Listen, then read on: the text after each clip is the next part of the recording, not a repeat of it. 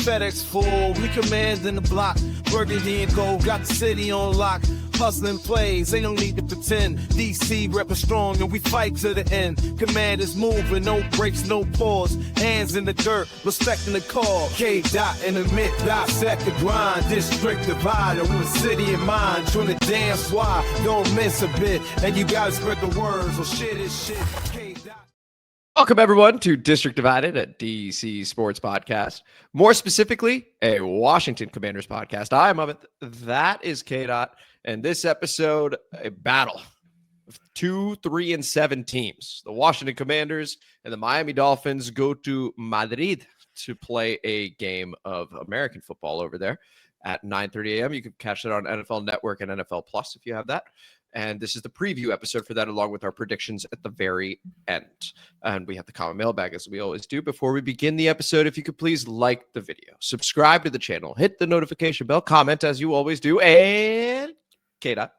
I have not watched any of the overseas games, the Sunday morning ones. So this is going to be, and you don't know the disappointment. For some reason, I thought because they were advertising on Thursday night game, it was going to be on Prime. Do you know how bummed I am that you just told me it's going to be on NFL Network? Like, I thought I was going to get Prime Vision. I thought it was like, who the fuck commented? Share this shit. Just share it. Share this shit. And as you can see, my job as chief host, is to inform all of you and also sometimes K-Dot. And so here we go. And we begin this preview episode, as we always do, with the context around the game in Spain with the injury report. And so we're going to go ahead and bring that over here. And oh my gosh, just so many people out. It's Treylon Burks. It's Jayden Daniels, Will Harris, Drake Jackson, Ali Who the fuck is Drake Jackson? And Terry McLaurin. I've been reading about him, K-Dot. Might be a guy. We were talking about the bye week episode. We may do a segment called Looking for Dudes. So Drake Jackson might be one of those. We'll explain more later. A couple of questionables. Jordan Magee popped up at the very end, limited with a knee injury. And Ben Sinnott, the senator, went from totally fine to limited to not practicing. He's questionable. That is not a great trend over there. Let's go ahead and flip it to the Miami Dolphins there, K-Dot, where you can see that Austin Jackson looks like he's not going to be ready to go just yet. And the other guys are questionable. Bradley Chubb in the same boat as Jordan Magee. This time it's a foot. Fine. Limited is questionable. Rasul Douglas also questionable, and D. Eskridge questionable as well. The rest of the squad is good to go over there. And now we move over to our offense featuring Marcus Mariota against this Miami Dolphins defense, with the big names being Bradley Chubb and Minkah Fitzpatrick. Those are going to be the ones you're familiar with. K-Dot, over here, this side of the ball. Again, these are 2, 3, and 7 teams now. We're not playing the Detroit Lions. We're not playing the Seattle Seahawks. So there's something to be had over here. What are you looking to exploit, and what are you maybe worried about on this side of the ball? Yeah, we're definitely not playing those guys, but we are playing a team that I think everybody threw away, and they've been doing better. I mean, what they do against Buffalo? 30-13. They look good. What do we think we would do against Buffalo? Not that much worse. Flip the script and score, and maybe add 20 points for Buffalo. So make sure that we provide the proper context as far as where it is that these two teams kind of lie. Also, some of the things as far as the background, as far as this game and everything, there's some exciting things. Number one, facing the head coach of the Miami Dolphins, aka the future offensive coordinator for the Washington Commanders. That's kind of cool, and the respect that they have for each other. There's an aspect around the quarterback battle, Mariota versus Tua, the St. Louis high school, baby. It's both those guys went to the same goddamn high school, and they get to battle right there in Madrid. Can you imagine two guys from Honolulu both make it to be starting quarterbacks, well, at least starting now, quarterbacks in the NFL, and now are playing a game in Madrid? It's just cool. This is cool stuff. So you see, I'm trying to keep you entertained with all these storylines, because this game is probably gonna be dog shit. But we'll see. We'll see what happens. Yeah, all right. So our offense, I think everybody knows at this particular point in time that there's some things that I've been seeing at least last week or last few weeks that give me a little bit of hope that there's some opportunity or some things that we'll be able to do. And yeah. So Miami, they live in zone.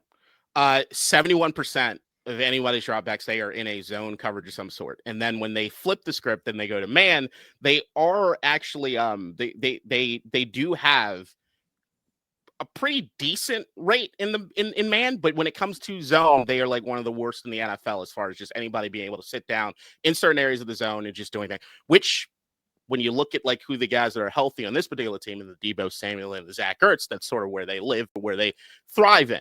Now, what I'd like to see Cliff Kingsbury do is maybe do some things that like pure zone beaters, which we also know is pretty good with Marcus Mariota as far as the boom bap of it all. If they're playing off, they're doing anything, like we can see exactly what's happening with the zone, or a lot of stuff where you can put guys in motion.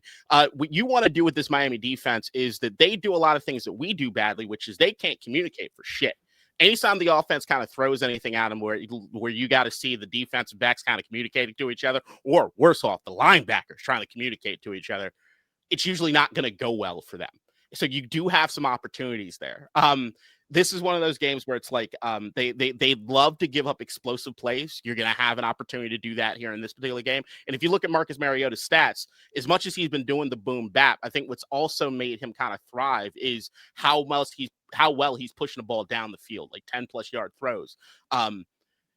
Which when you look at it compared to Jayden, you're like, why the fuck is that? Why is that the case? Which is always where my head's at, right? It's like, like with Jayden in here, it should look better than that, but that's whatever. Yeah, I mean, like you're gonna have some opportunities against these guys. Like basically, this defense is two guys that you got to kind of worry about. It's Bradley Chubb, who you could just say, AKA the Miami pass rush. Yep. 5 sacks. Right. Beyond that, Minkah Fitzpatrick. That's it. That's it. Like as far as guys to worry about, you do have opportunities as far as the offense if they want to keep the tempo going. Do you want to keep them off balance? You want to throw shit at them. Like this is one of those games where I look at like a Ben Sinnott, as I do every week, and say like this should be an opportunity for you to eat. This should be an opportunity for you to for us to get in a rhythm and keep the tempo going. We are a team that like I think we run no huddles 60-something% of the time. Do you know what like second place is? Oh, there's a massive gap between the two. Something percent. Yeah. The thing is that even though we live in that tempo, it's like I've been saying when we talk about like the all 22s, there's a difference between them actually playing at a tempo compared to them just doing no huddle. What you will see is when Marcus Mariota is in at quarterback, they are actually getting the plays out in a faster script because they usually get the completions, they get things going, that you kind of keep the ball rolling. Mm-hmm. Yeah. And I just wanted to say on Marcus Mariota, again, last week he did well, 16-22 and that 133 passer rating with the 2 touchdowns. He, as a backup quarterback in particular, he did a really nice job against the Detroit Lions. K-Dot, to your point, the Miami Dolphins being in zone lends itself to tight ends where they allow, I think, second or third most in terms of yards and touchdowns to tight ends. So that, to me, is your bread and butter with Zach Ertz. I was hopeful Ben Sinnott would play. I'm not sure anymore, just given the downward trend of that report. On the subject of Ben Sinnott, his snap percentage has been increasing the last 3 weeks. So we're starting to see more of him. If we choose to play heavy in this game, right, that's going to be your 12 and 13 personnel, those 2 tight end sets, 3 tight end sets. You could see success over here against the Miami Dolphins. And the other thing that they don't do well is stop the run. 4.9 yards per carry, given up 2 running backs. That's basically a couple carries in a row. You're at a first down. So that's going to be Bill. That's going to be Jeremy McNichols. It's going to be Chris Rodriguez, who I think who's been doing quite well recently. This is your classic franchise game. This is your old school Hogs like Washington Redskins game because running backs, tight ends, that H-back, like that's the kind of game that we need to put on in order to win. And we have the people to be able to do it. Now, can Cliff come up with a game plan to make sure that it is successful? But we can keep up in this game at minimum and even go as far as to win this thing. So I like the way this sets up for us, especially because they're good against wide receivers, but Deebo's different than your typical wide receiver. He's your Swiss Army knife. He's your Weapon X, right? So he gives you a different look. I like the matchup on this side of the ball, to summarize. I like the matchup on this side of the ball if we lean on the things that I like the last 2 weeks. So like the idea is that you want to live in some jumbo sets. This is a Miami Dolphins defense that you can move. They're not that powerful. Like you look at our offensive line compared to them and you're like, all right, we should be able to like run the ball up the gut and kind of hit them in the mouth. And that's something you got to do. But more importantly, I don't look as the run game as the main dish in this particular game, as much as I say that it's just the thing that everything else has to kind of feed up from. So like the reason you do a lot of the jumbo set stuff is not telegraphing. It's then you start running the play action stuff that allow you to take the deep shots or take some of these crossers and take advantage of the zone stuff, right? But you have to stay in those heavy looks in order to kind of build things off of it. Not to mention, as has happened the last few weeks, we still are thin at wide receiver. So like at the end of the day, you got to do what you got to do to kind of put us at the most advantageous spot. Like the guy who shined the most last week, being Burks, is not playing. So like that's that bullshit, right? So like you then looking for who's the next guy to step up. Is this your Jalen Lane? This is one of those things where it's like I see Jalen Lane here on the field, and I think you're going to have a couple deep shots and Marcus Mariota is going to be able to pull off to him. I hope he's got the confidence level to come and take those balls down. But at Deebo, once again, I think Deebo is going to be your zone beater in this particular game. I think got to rely on some of the tight ends. I think the other thing that's going to be a major factor in it, just to keep the Miami Dolphins as far as that off, keeping them trying to communicate, but keeping them off base when it comes to the tempo, is I actually think this is going to be a huge game as far as like options, not only the tight ends, but the running backs out of the backfield.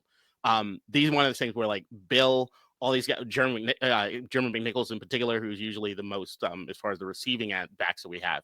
Closest thing we have to Eckler in the backfield. The closest. I mean, so far away, but the closest. Yeah, I just, in all honesty, sometimes I just feel as though, regardless of what the running backs actually can do, Washington's just like, you're going to do this. You're a specialist in this. Well, that doesn't matter. You do this. You do this now. Because I always think like Bill makes more sense as that guy, but what do I know? Like at the end of the day, there's going to be some opportunities for these guys to chip and move off, to chip and kind of do some stuff near the line of scrimmage. And Mariota, hopefully, I think in this particular game, as much as I want to keep some of the tempo stuff going with some of the play action stuff, I do think, and I wouldn't mind, once again, if they could just take care of Bradley Chubb, who's going to be lined up against Tunsil most of the day. If Tunsil could just take care of that job, this should allow Mariota some time. And if things aren't available down the field and these guys start pushing back down the field, there's going to be some opportunities in lanes to potentially run, or there's going to be some room and opportunities for us to do something in the short game and let the running backs get in these one-on-one situations and force these guys to tackle. And just want to highlight a couple other names, speaking of tackling there. Tyrell Dodson is a linebacker for them. He has 76 tackles on the season. Their main guy is Jordan Brooks, though, over 100 tackles on the season, 105 to be exact. Those are their main linebackers that you're going to have to look out for. But those are also the guys you're looking to target in that zone, right? Yeah, so Brooks, 1.4 yards, I think, a separation or something that he allows. Yeah, exactly. So just because they're getting the tackles doesn't necessarily mean you can't exploit them in the passing game, for example, or still move them, right? So that's that side of the ball. Any other thoughts there, K-Dot, before we move over to the other? No, this should be the game, at least on paper. And this, once again, like, who knows? I mean, if I'm Miami, I just do the same thing that people have had success against us recently. And then hopefully your offense is able to move things to get us into a one-dimensional game. And that's the way that I would run everything, period, point blank, right? But if there is opportunities, even if they do that, if we stay ahead of schedule in this game, that's going to be the key. Do we stay ahead of schedule in this particular game?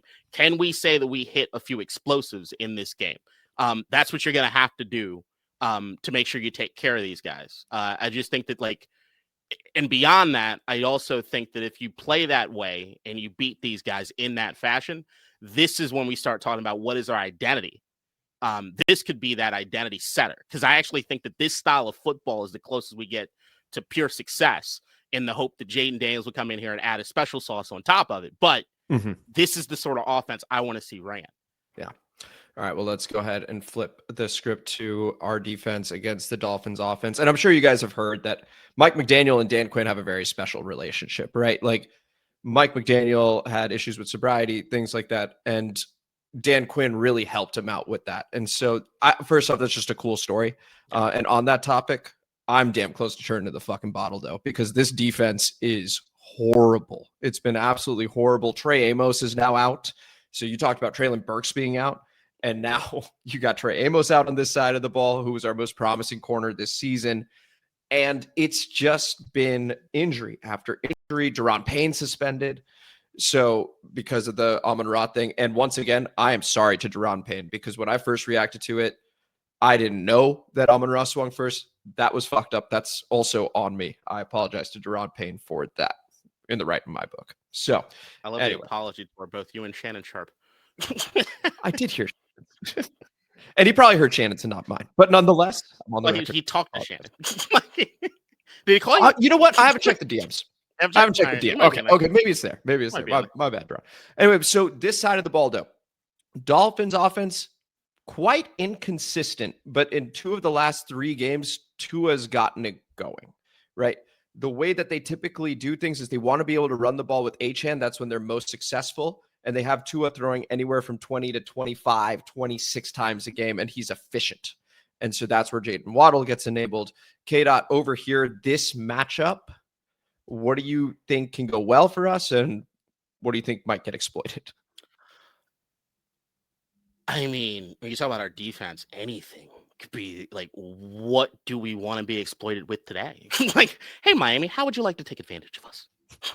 What position would you like us in? Huh?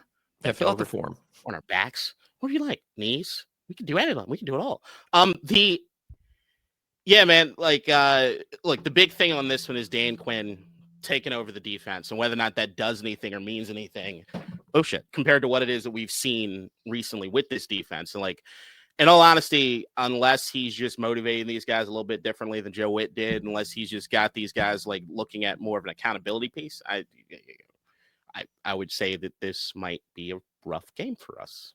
It points out on paper to be a rough game for us.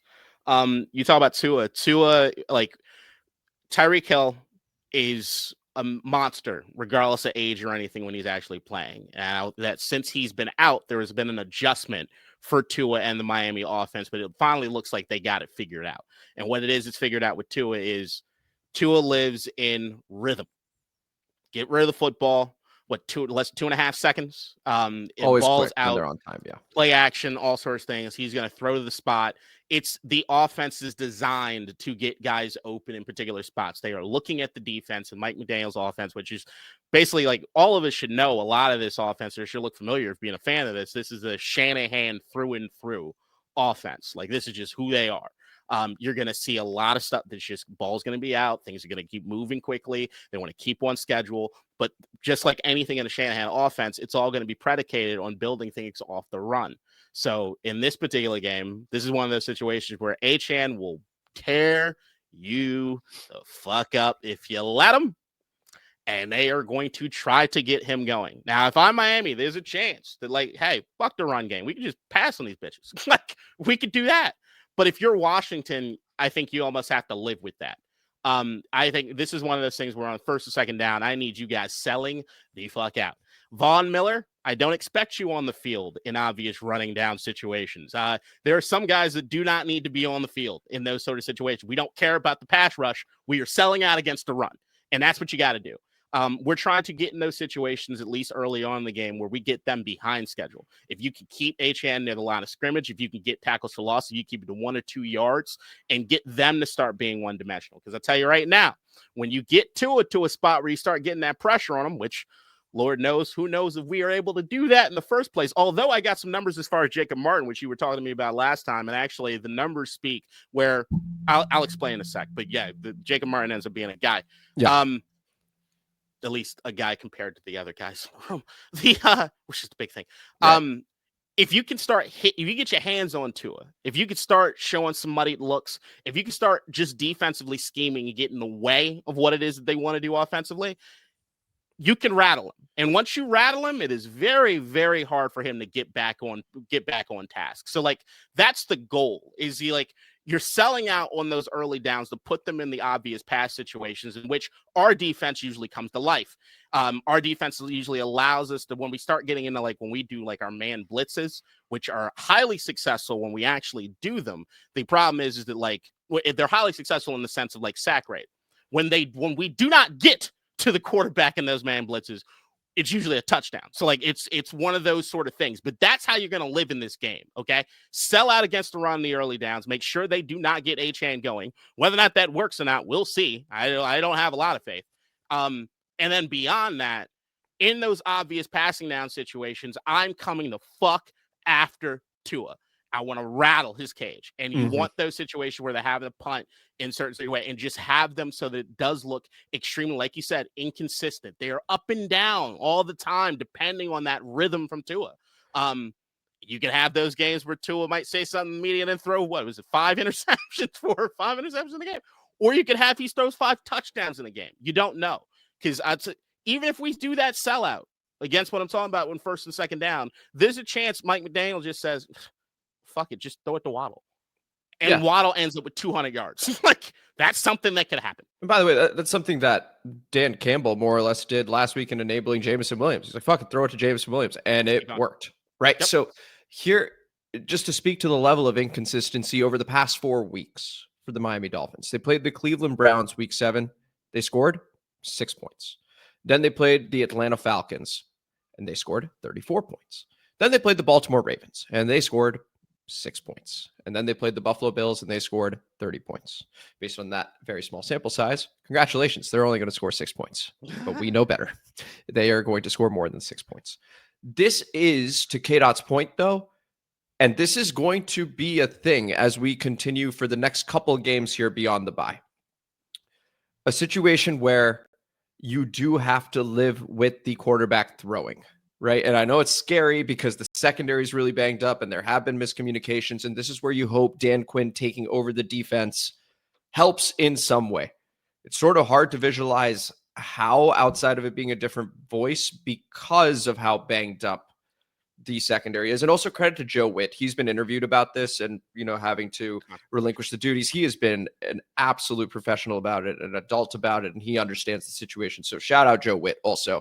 And to your point in the all 22 reviews, K-Dot, like it does, just the energy he's putting out does seem like he legitimately tried everything. And it's just for whatever reason not working. We'll see if Dan can fix this. But this is the way to win the game, is to have Tua throw more than 25 times. Because each time he's done that, they've lost, like every single game. The 3 wins they have, again, so here, Buffalo, he threw it 21 times. You see that 30-point mark, you're like, oh, he must have thrown more. Nope, he just threw it 21 times. Atlanta, 26 times, okay? And then week 4 against the Jets, 25 times. It sounds counterintuitive, but get him beyond that number, right? So if you can stop Devon Achane, right, who 22 carries, 174 yards and 2 touchdowns, he actually killed the game against Buffalo last week. You stop him, you force Tua to throw, you're going to end up getting opportunities for interceptions, right? Because you can get him off schedule for a moment. Maybe he even bobbles a snap. Like, who knows? That is so many attempts to have to stay on rhythm that a mistake is damn near guaranteed. So you need to do everything you can to make sure that you get him off his spot and create as many opportunities to do so over there and see if they make a mistake. Because once again, on the offensive side of the ball for us, we have a chance to actually control the flow of this game. This is why Miami's 3-7. You can control the flow of the game against these guys and then take them out of rhythm by you possessing. So this is an example of the offense, complementary football, helping our defense out here, K-Dot. Yeah. I'd say you've heard of like a bend but don't break defense. Yep. This to me is you're actually on purpose. You're going to acknowledge and realize you're going to break. And so I call this a duct tape defense. This game, okay, that's fair. That's a good. You're going to break on certain drives. It's just about let's wrap this shit up real quick and get going for the next one. Okay, they're gonna score. Mm-hmm. They're gonna get yards. This is one of those games where success looks like Achane not having triple digits. Correct. He'll have 90 yards, but don't get him to triple digits, okay? Waddle's going to have a lot of receptions, but don't let him have multiple 15, 20-plus yard receptions, okay? This is one of those games where, like, in all honesty, I know that how much you hate, and everybody in Washington hates saying it, our DBs need to play off the line of scrimmage in this one, okay? This is about sure tackling. This is about, like, even if they have this sort of situation where it's like you're going to give up some of the stuff underneath, you just need to make sure you're there to, like, to drive on the ball to either get some incompletions or at least you need to make sure that you wrap these guys up. Like this is going to be defensively. I'm going to notate every fucking missed tackle and say you should be docked your goddamn game check, at least a portion of it. Okay. You guys need to tackle as though your checks, your livelihood depend on it. That's going to be the key in this game. If you guys are allowing all these shoulder tackles and shit and having Waddle run by you or their tight end run by you or any of the running backs just taking the ball and like juking somebody out of doing whatever, then you will suffer tremendously. But you can definitely let them get the 4-yard thing and just wrap them up. Yep. To your point on the off-ball suggestion, right? This is a beggars can't be choosers situation, right? If you're suddenly on ball because, man, we've been off ball the whole time, you're going to get killed in this game. Miami is built on speed, right? And so if you end up going man against speed, well, again, we saw it with Jameson Williams last week. It doesn't go well. So just how we've done against quarterbacks this season, again, we played 10 games. Only 2 we've held to a single touchdown or less. That's Russell Wilson and Justin Herbert. Everybody else, multiple touchdowns. To your point on duct tape, try and limit it to 2. Honestly, if you could do your best to limit that to 2 for Tua, it's a really good day for your defense, right? So just something to think about on this side of the ball. Any final thoughts here, K-Dot, before we move over to predictions? Yeah, like you said, there's going to be, if they stay ahead of schedule on both sides of the football, especially defensively, I mean, that's where the matchup you need to be worried about. Offensively, I like the bones of what it is we have, but defensively, this is where things could get bad and get bad quick, okay? They cannot let Achane get going. I cannot stress that enough. You cannot let him get going, and you have to prevent as far as on the back end. I would also say the man blitzing thing.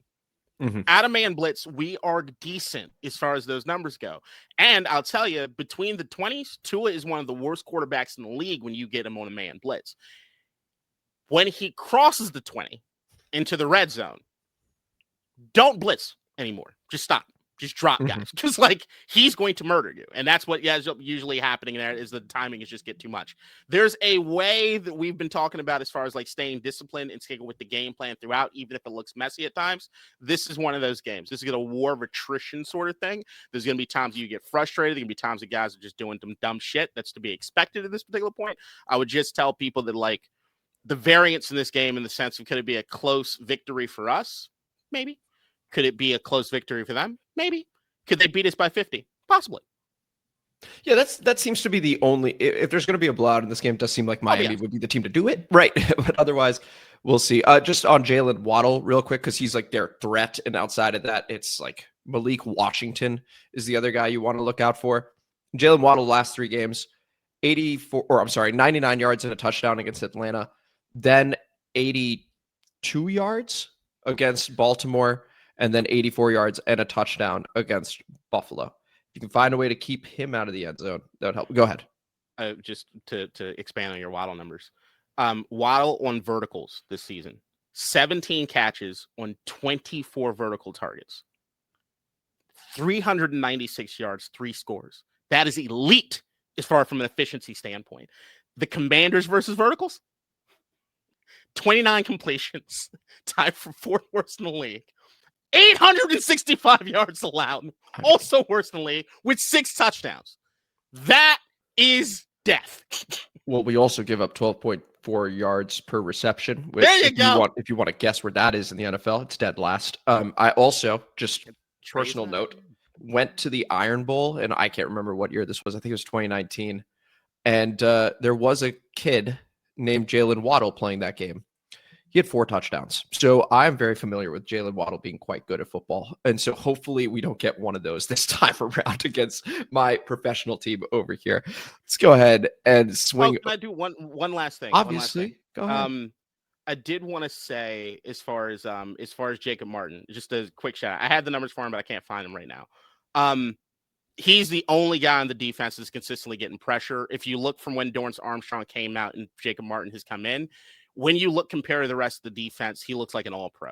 The rest of the league, he looks damn good, damn decent, but that's also because of what's happening with the rest of the defensive line.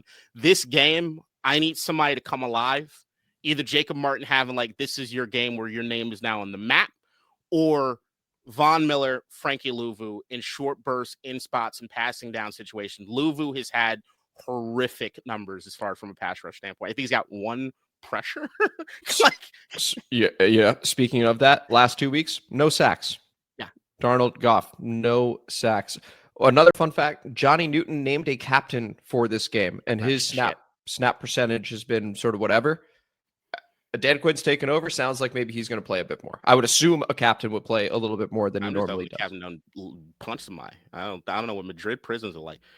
Let's go ahead and go to the predictions over here, where we are 2.5. Wow, the Miami Dolphins are 6-3, K-Dot. I had no idea. They are shit. 2.5. God damn it. Sorry to do that. This is fun. No, it's always the fucking thing. God damn it. That was the Lions. 2.5 point underdogs in this game. So worried about the colors. In Madrid. The colors look fantastic.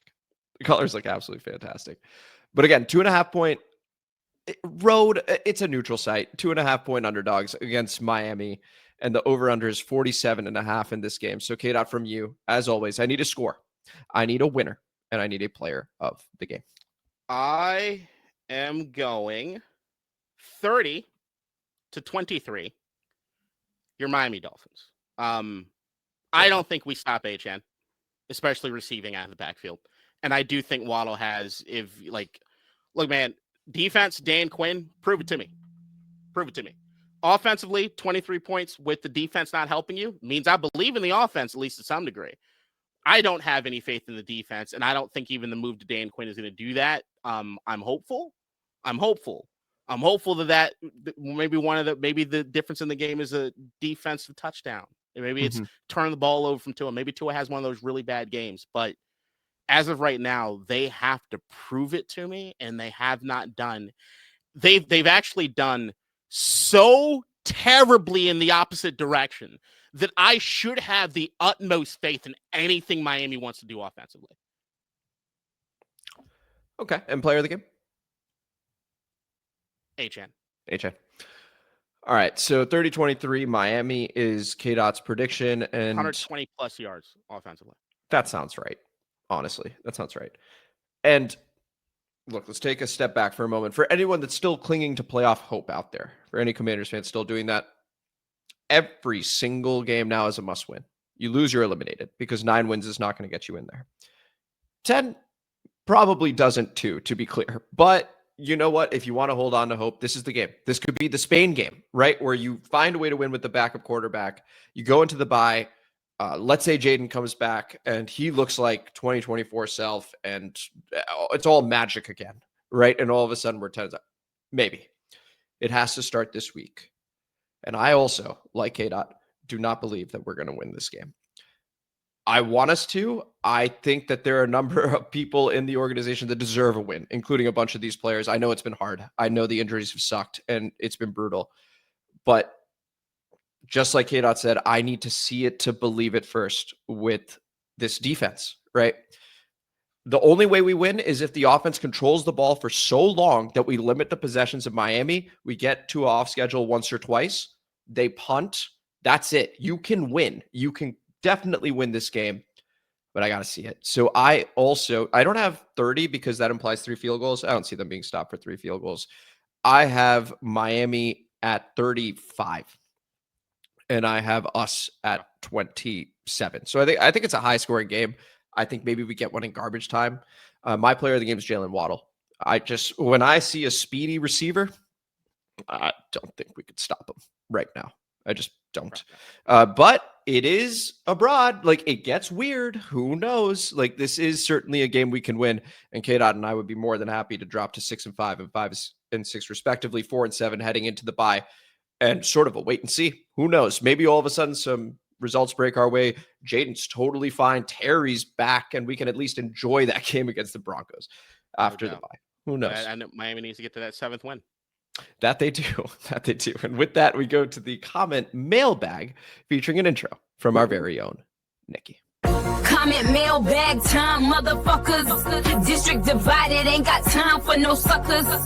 Spread the word, get in line. OGs and new G's, it's your time. And spread the gospel, cause this shit is divine. Yeah. All right, thank you as always for that intro, Nikki. Beginning with, let's go with Vindo. Shout out Vindo OG. What is a commander, really? I guess we'll never know until we develop one on both sides of the ball. Currently, it does not appear we have a commander on both sides of the ball. K-Dot, your reaction to the comment? I don't know what a commander is right now. I thought I did at some points last year, but I also thought sometimes they were cosplaying. It was one of those things where, like, you just try to get the mission statement and the mantra going, and then you got it, like, with time, people will believe it. But with time, it's only gotten worse. Although, once again, maybe this is just the season of adversity and they learn how to deal with that, which I would say should be a commander attribute. Yeah, man, I see glimpses of stuff. There was at one point in the season, I thought Jeremy Reeves was playing like a commander. Mm-hmm. But I also think at this point, the more I see it, playing like a commander means kind of playing with a certain level of ineptitude and just hey, what the fuck are you doing? So I've had obviously plenty of time to think about this season and think about last season. And like you said, we had the whole play like a commander thing last season. And it did feel like to your point on cosplaying, sort of a fake it till you make it type thing. And all of a sudden we started believing it, right? And we have this sensational, and that's an understatement, sensational rookie quarterback, right? That just carries this team. And everyone believes that, hey, if I make that one play, I can do this, right? And that's been totally gone this season, unfortunately. I think back to that preseason game, funnily enough, against the New England Patriots, where we have now played an extraordinary number of people that played in that game because of the injuries, right? We talked about how Vrabel and those guys were building a culture, and it was like, well, we did our thing last season. It should be okay. Looking at it now, not really. And I do wonder if there was a lack of preparation or feeling ourselves too much even within the coaching staff because we didn't look ready to play that type of game. I know it's preseason, but that's where it seems like the really good franchises still are able to get up for even those games. So I don't know what a commander is. We need to figure that out. And hopefully we do, maybe starting Sunday. Yeah, I just think there's a nicety to this coaching staff and the way that everybody deals with each other from a veteran standpoint. We don't have the rah, get in your face guys. We got more of the, I lead by quiet example. And nobody's really done anything to follow. So yeah, what we did last season was an excellent launching point of, hey, okay, we have these good feelings. We're doing well with each other. We're playing as a team. And then there is a transition to, you cannot stay there anymore, right? That did its job. Now you need to go, okay, this is serious. We are being hunted and we believe we can be even better now. That was a proof of concept. Now, how do we go forward? Go ahead. I don't think they're being hunted. I mean, what would you describe it as? Bait. It's more accurate, unfortunately. Here we go to Jamal Bibichab Bonwi. I heard Trump wants the new stadium to be named after him. If that's the case, then the team should be renamed to the Orange Orangutans. And I got 3 thumbs up over there. K-Dot, your reaction? Nothing what my response would be in real life if any of these things would happen, and not anything I'm going to say into a microphone. That's fair. We go to Daniel Ryan. I'm also going to leave that one as well. Daniel Ryan goes, I thought Logan Paulson said the other day on his show that we have had the most starters on IR/out for the season of any team in the league. Thinking about it, may have said it. I don't know. Yeah, he might have. He might have said that, but I don't.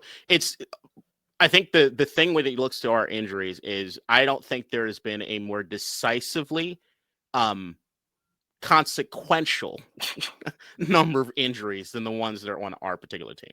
There might be bigger players like Joe Burrow goes down for Cincinnati, even though Joe Flacco comes in, but they still got the rest of the core of the team, at least a rest of the core of an offense. Yeah.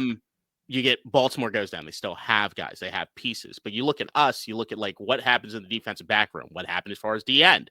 What happened with your quarterback? What happened with wide receiver? What happened to running back? You just have all these starters. I was doing this or I was doing this when I was uploading this, is I was looking at all the guys that we had. Mm-hmm. And I was just like, how many guys? You play the game yourself. Just start crossing off. The dudes you fought and the dudes that have played. And you can have a nice depressing time with if you'd like. It's just been consequential. It's every time you think you might have something, it's like the football gods say very specifically, this is what will hurt you the most if I get rid of this piece now. Yeah. And it's been happening all season. It's been happening all season, and it makes you believe in curses for sure, if you didn't already, because looking at that, right? So let's walk through it real quick to your comment, Daniel, which is Jayden's been out for, a few weeks, right, of this season. Terry's been out for basically the whole season. It's felt like he gave us a little cameo in Kansas City to remind people what he's capable of, and was like, actually, I need to sit again, right? Then you have Austin Eckler out for the season. Huge part of what we do last season, including this season. Just another Swiss Army knife. You have him and Deebo. Everything changes. Now you just have Deebo, right? Dorrance Armstrong's having an unbelievable season. He's now out for the year.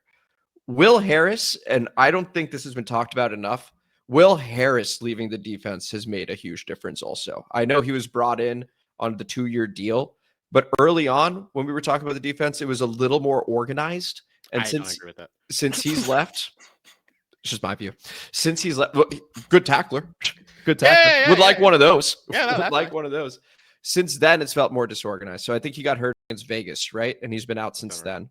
He's practicing again, but that's Atlanta, LA, and the Chicago game broke us the same way that the Chicago game broke them last season. Funny how things work. We go over to Kevin Van Denter. Dan Van Denter. This is a Lions fan, just a heads up. LOL, Payne shoved first, then got an open hand shove to the helmet. Then Payne, like a coward, waited several plays, wound up with a haymaker, and tried to hurt St. Brown. Chumps, enjoy your season. You deserve it. A bunch of crying, laughing emojis. Get out your reaction. Look, man, if you're a Lions fan and you live in or around Detroit, then God has already made it what it is. I'll always be better than you. I don't think I can top that, to be totally honest. So I'm just going to let that breathe. I mean, you got to live in Detroit. Jesus, guy. It's tough. Enjoy the season. Dad used to work on the Model T plant line. When did he lose his job? When did he turn to meth? Earl Bruce goes, who will be the DC next year? Hopefully not DQ. Won't be DQ. I'm hoping for either a bright young NFL assistant or a top college DC. I'm also hoping the young guys get some run this season. What have they got to lose? They're the most injured team in the league. The core of the team is old guys on 1-year deals. The sooner you admit and commit to rebuilding, the better. They get a top 3 pick. They have to trade back to replace the 2 and 4 they lost in the Tunsil deal. I'm against tanking, but I can accept my fate for more picks. I like the thought of going from 6 to 8 picks. Gents, am I too deep in the woods here or in the weeds here? Perfect all 22 review, short and to the point. So K-Dot getting some flowers there at the very end. K-Dot, your reaction to the comment. Appreciate the flowers. I don't think you're digging into the weeds. I think anybody's just trying to make sense or wrap their head around what's happening this season. Now, I'm going to say that once you start doing that, like me, I'm starting to get sad that we're in the double digits as far as weeks. So it's like a countdown now until football's over. And I'm just thinking about how awful life is in the off season. So I'm just like, everybody pump the brakes, even if it's rough right now, pump the brakes. We still like football. Never going to be for tanking. I think it's stupid, but yeah, you accept your fate when it comes down to it. There's another thing, but I don't think I'm getting sad. It's been a tough season. It's been a tough season. Who will be the DC next year, Earl? Oh, yeah, that one. Go ahead. Joe Witt. Keeping him. It depends on how the rest of the season goes, but man, I know I'm not on the same wavelength as most of the fan base is when it comes to this, as far as they just want heads to roll, and I get some aspect of that, but I still put so much of this on the players, and even when I put all of it on the players, I don't blame Adam Peters. I don't blame necessarily anybody in particular. I think injuries and everything have created an untenable situation. I do think that there's a good chance it looks even uglier going forward. This Miami game might be the start of even more historically bad things, but I shoot all these guys a little bit of bail, and I don't think they're going to go outside to go reach for somebody when you look at what's happened with the injuries on this one. So I'd say next season you might have a situation where Dan Quinn might be the defensive play caller to start off the season, but I think that's one of those things where I don't think they're going to bring in somebody from the outside, especially with how Joe Witt has handled this. And I also think that this was a response to people on the outside more than it's something that's happened internally. Well, and so here's the other thing. If Dan Quinn cannot fix the defense either, I think that helps Joe Witt's case. Right. Because then all of a sudden. Well, not for the fan base. No. But internally, right? And Josh Harris is a very patient owner. We're just going to keep saying that over and over again based on his track record with other teams. I'm curious about Adam, though. Yeah, and if he is truly empowered, then, I'm curious about Adam. I'm curious, because the Marshawn Lattimore thing felt like okay. And then you see what he did as far as Deebo and Laramie. So it's like, he's not afraid to make or pull a trigger on something. I'm just wondering whether or not, is he going to be one of those aggressive type guys, or is he one really say, Yeah. No, that's also true. I mean, if you end up, so the nice thing about Dan Quinn is that he's very connected across the league, right? We talked about the Mike McDaniel thing. Of course, I said it, the half joke there, but like he is connected to any number of people. And so he can probably pull whoever he wants to, assuming that candidate likes what we have over here, right? So that's great. Otherwise, if you're looking for a young DC, I don't know. I think the same thing that's happened with Sean McVay and his staff probably happens with Mike McDonald and his, if he's being referred to as the Sean McVay of defense. You probably look at that coaching staff and go, which guy's getting the most credit on the defensive line or the secondary, or is it an assistant head coach? You're probably looking at Seattle, honestly, and going, okay, cool. This is where we're going to get our new DC if Joe Witt is not retained, which is an intriguing conversation because I do think that there's a good shot he stays. And I think he's staying. Yeah. And to your point, K-Dot, yeah, the fans are going to be pissed off. But the nice thing about this crew, being Adam Peters, Dan Quinn, Josh Harris, etc., is more often than not, they've been immune to whatever the fans think, and they do what they feel is best. See, right? I hate that that's the caveat. That's not what we said last year, right? This year, Right. now we're saying that for the most part, Yeah, we have to put the qualifier on. more often than not. Yeah. Right. And we still don't know these fuckers. Like, we still don't know these guys that well. There were still in that time period where, like, they're getting benefit of doubt from me because I just don't think there's enough time. Same here. Right. But, like, that's going to start. None of this stuff gets forgotten. It gets put in the file cabinet. It's like, hey, I'm just trying to make sense of who you are. And it's getting there right now. It's like the jury's out. Like, right now, you got an NFC Championship appearance. That's great. It's phenomenal. You got injured out the fucking wazoo this year. You got a fan base is batshit crazy. I get it. Let me ask you this. Would you, to Earl's other point, let's say we ended up with the top 3 picks somehow, right? Are you trading down? Or is there like a supreme talent and you're like, no, we're staying. We're absolutely taking I that haven't done as much draft stuff necessarily. I do know that there's nobody right now that like leaps out to me in that way. At least not offhand. Maybe that's the case if I start doing some digging. I just haven't wanted. I know I joked about it like last week or a couple weeks ago, but I haven't done that. I'm not gonna. I don't want to. I think that's bad juju and trying to rush the season. So I don't know. Right now on paper, yeah, I want more draft picks. I need to build this team out. And unless you're talking about somebody that is truly special, then I want more bodies than. Right now, the defense needs a special talent. Like, I thought maybe that was going to be Frankie Luvu. He's proven the exact opposite this year compared to last year. Dorrance Armstrong, like, he was going to be the dude that might take it. He's hurt, and I don't ever know if he's going to be the same. There is Trey Amos. Never really got there, but the secondary kind of sucked. Jeremy Reeves will show you some moments here and there, but then he'll remind you why he's more of a special teams player. Bobby Wagner, old. Jordan McGee looks good sometimes. Like, there's no one special on the defense. On offense, you got one special dude who's playing extremely not special. Now he's hurting Jayden Daniels. You got Deebo Samuel, who looks like he's special in the limited time that he's 100%, and you don't want to rely on him for everything. Terry McLaurin's supposed to be special. He hasn't fucking played. Bill, right. We all thought was special for a week or two. Then everybody's like, he's one of the worst goddamn backs in the league. Like, it's just, we're in a situation where you're devoid of talent. But the thing on defense right now is they've got nobody on the defense that you can just say, hey, go take this game over for us. Or, hey, go get that turnover for us. Hey, go make something happen. Where's the guy you can rely on to make the big stop on third down? We don't have that. There's nobody that generates a spark, which is why you then got a bunch of dudes trying to celebrate every time they tackle somebody, even if it was for a 25-yard gain, because they're trying to generate some motherfucking spark. Mm-hmm. The guy that's generating the most buzz right now, and as we know with these mock drafts, there is so much that's going to take place between now and then, right? Where like the guy projected number 1 overall could end up being a 2nd or 3rd round pick all of a sudden. Like, these things happen. But right now, the name appears to be, and it sounds intriguing on the write-up over here, according to USA Today, Arvell Reese, who's a linebacker D-end out of Ohio State. And he is described as 6'4", 243, has Micah Parsons-like movement abilities that could best put to use in a full-time edge rushing role. Sounds like a lot of what we would want, right? So someone that could potentially be a game changer on defense. So if you have pick 3, let's say, and a quarterback goes, and maybe another quarterback goes or something like that. Maybe. Something to think about. Anyway, that was the comment mailbag, and this was the show.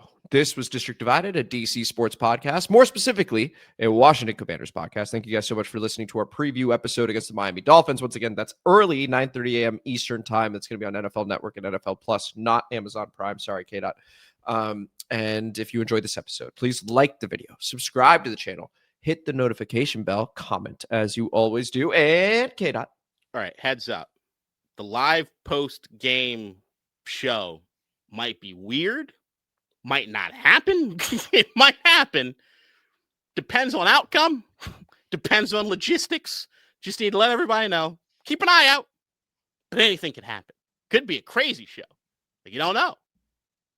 Tune in. And a share. Share this shit. Yeah, we might be off-site. We also might be offline, in which case we would go ahead and bring it to you guys later. We will obviously bring you one regardless. The hope is live. If it doesn't work out, then you'll get one, I don't know, Monday morning or Sunday night or something like that. So until then, enjoy the game and take it easy. Bye, everybody. In DC, we're just hoping that you listen.